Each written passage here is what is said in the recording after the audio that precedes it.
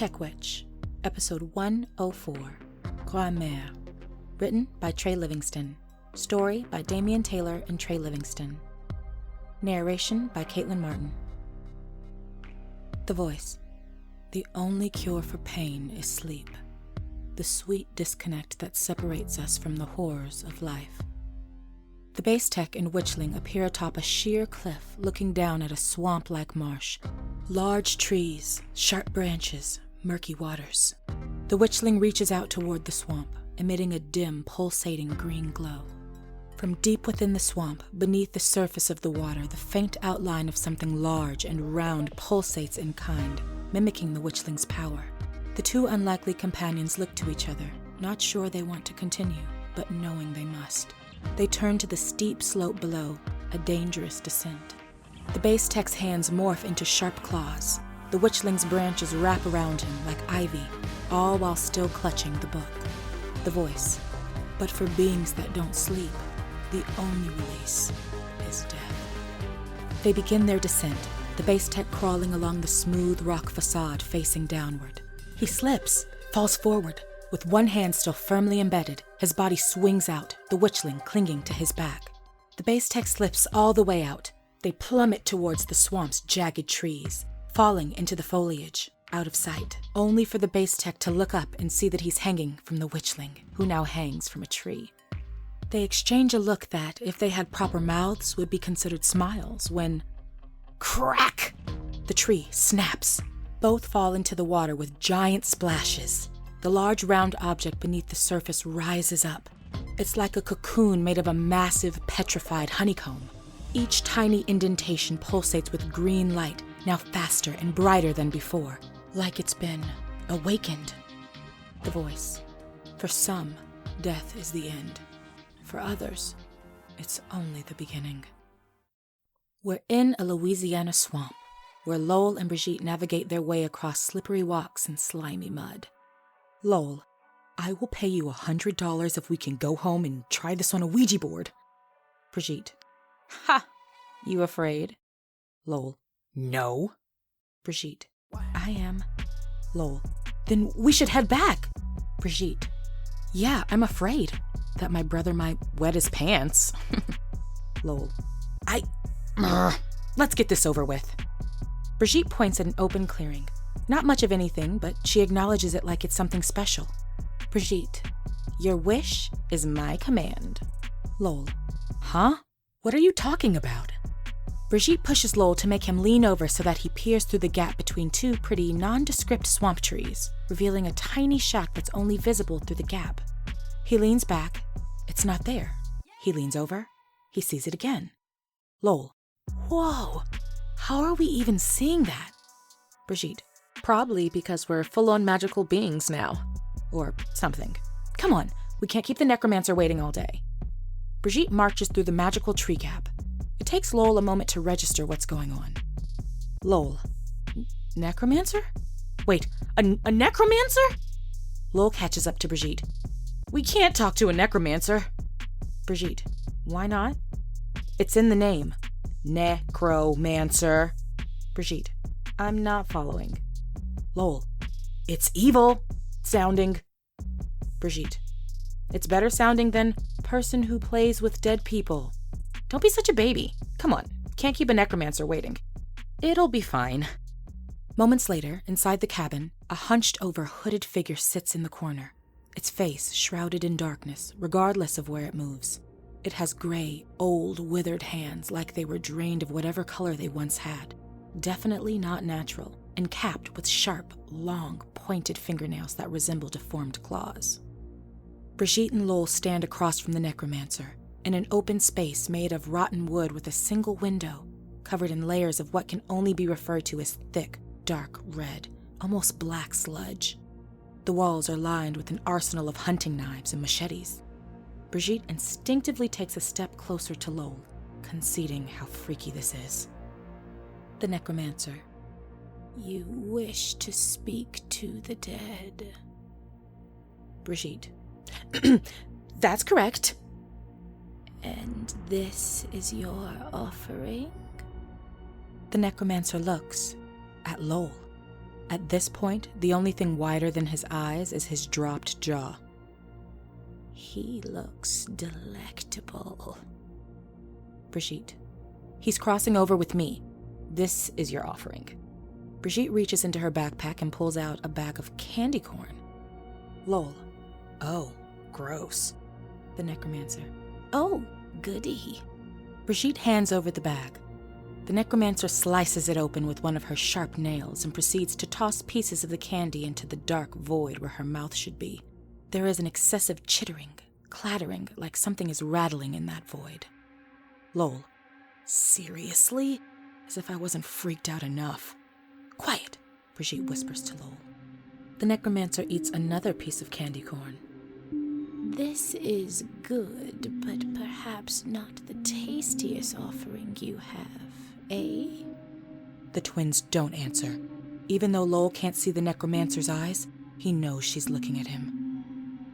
To whom do you wish to speak? Bridgette pulls out a photo. It's faded and worn. Cracks line the edges. It's of a younger Lowell and Bridgette from when they were much smaller, with Grand-Mère Mathieu. Ah, my dear old friend. I can send you to her right away. Take my hand and your souls will go, but your bodies must remain. The necromancer raises a gray hand, looking more skeletal than humanly possible. Lowell. Our bodies stay? Of course. Lowell. Nuh-uh, no way. How do we know you won't eat us? I have plenty of candy to keep you safe. The necromancer holds up the bag. Some way, somehow, it's empty. Oh, perhaps consider returning before I get hungry again. Fair? Lowell. Nope. Ain't happening. I'm out. Without warning, Bridgette takes Lowell's hand, then grabs the necromancer's. A sudden whoosh of light and energy passes over them, leaving them someplace gray. Every rock, the ground they stand on, the barren trees they see, all sickly, sad, gray. Lowell uses his foot to smear the dirt. The top layer comes off to reveal that the gray state of things is a layer of burnt ash. What the? Bridgette? Lowell looks around, wildly. Bridgette is gone. He looks up ahead. A small child, one that looks exactly like Bridgette did in the old photo, is peeking out from behind a rock. The instant Lowell sees her, the child darts back behind the rock with a giggle that echoes out from every direction. Oh God, what am I doing? I've become a horror movie cliché. Lowell chases after her, jumps behind the rock where she disappeared, only to find Bridgette, sitting with Grand-Mère Mathieu in what appears to be a cozy living room setting, albeit one without walls, right there in the middle of all the ash. Grand-Mère looked small in her vintage recliner positioned on the edge of a shaggy carpet. A dim lamp is to her right, next to a table with a steaming cup of tea. Her curly hair is cropped, short, natural, mostly white with some streaks of dark gray. Despite her size, something about her is commanding. Perhaps it's the confidence of a survivor, someone whose strength comes from a lifetime of defying seemingly impossible odds. And to her left, Bridgette, just as she was in the shack, sitting on the carpet like a child at story time. Bridgette. Lowell, about time you got here. Lowell. What are you talking about? Now, stop with all the jaw-jerking. Time is a relative thing around these parts, if there is even time at all. Lowell approaches cautiously, not sure this is what it's supposed to be.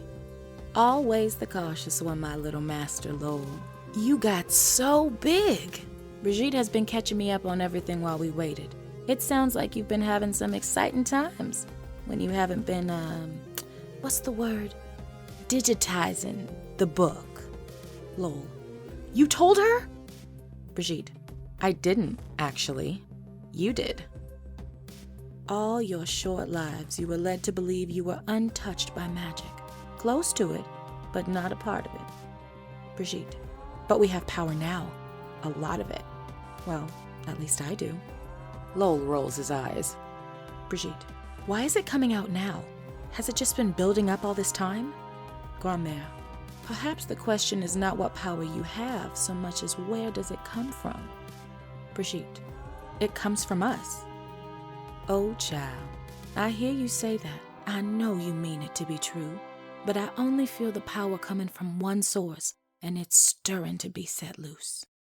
On that, a low rumble of thunder drums up in the distance. Back in the shack, the necromancer drags a stool over to Lowell, where he and Bridgette hover in the air in suspended animation, their eyes shut but their mouths open. The necromancer squeezes Lowell's arm, pulls off his jacket revealing a nice, plump bicep, and lays her bony fingers right on the thick of it.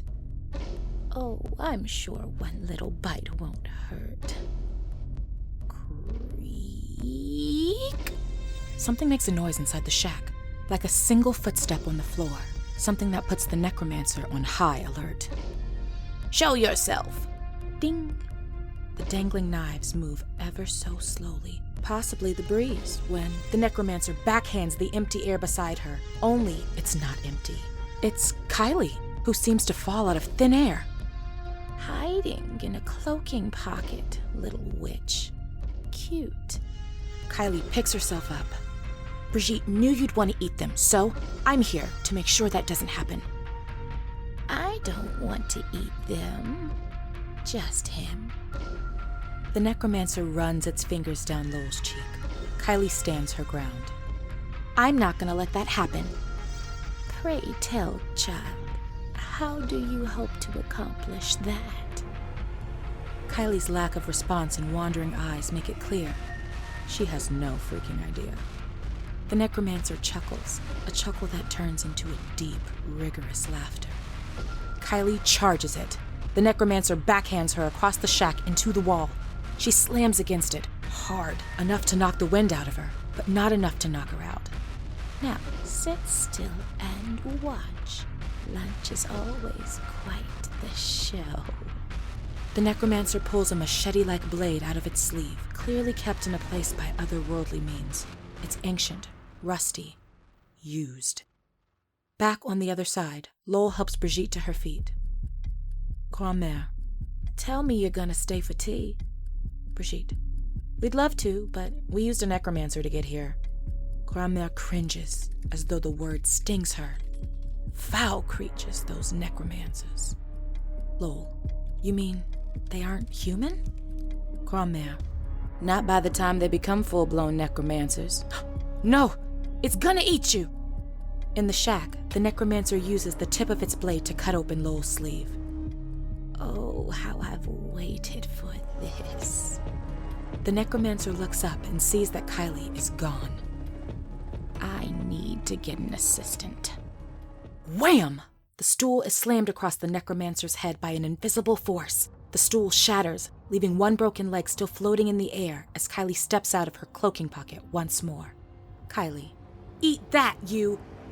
The necromancer whips around to face Kylie, its hood knocked off due to Kylie's attack, revealing nothing more than a skull covered in patches of decaying skin with two mismatched eyeballs rolling around in the sockets. If Kylie weren't preoccupied with wondering how she was going to survive, she'd be shitting herself, her fears amplified by the necromancer's roar as it leaps right at her. Back on the other side, Grand-Mère stands, a painful endeavor, even in this dimension. It underscores the importance of what she's about to say. You have to go! Bridgette, wait, we haven't learned anything about our powers. You need to find the source. Power that great is wild, untamed. It can't be contained in you. It's gonna flow to those closest to you. Balance the source. Only then can you master it. Lowell, we're not the source? She points to both of them. You, together, are not. Lowell looks to Bridgette, realizing, so it's just Bridgette then. Bridgette takes a deep breath, looks at Grand-Mère one last time. Take care, Grandma. Thank you. She folds up the picture she had of all three of them, an act that pulls her and Lowell speeding through this gray world, everything becoming a blur until they're back in the shack. Their bodies are lowered to the ground where they return to life, right as the necromancer is in the midst of leaping towards Kylie. It takes Lowell all of a millisecond to realize what's happening. No! Still holding Bridgette's hand, gold energy, the same gold energy as when tech and witch magics meld, writhes from Lowell's eyes, wrapping around the wailing necromancer like a serpent, squeezing and setting it aflame. burning the creature until all that remains is a pillar of ash that slowly crumbles to the floor. All three catch their breath as Lowell looks back and forth between Bridgette and Kylie, unaware that his eyes still emit a golden glow with steam curling around them. Lowell, Kylie, why are you looking at me like that? Your eyes, they're glowing. Lowell looks at Bridgette, who gives him a confirming nod, then to the lone window where he sees his reflection in the murky glass, not sure what this means for him, or Bridgette, or the future. To be continued.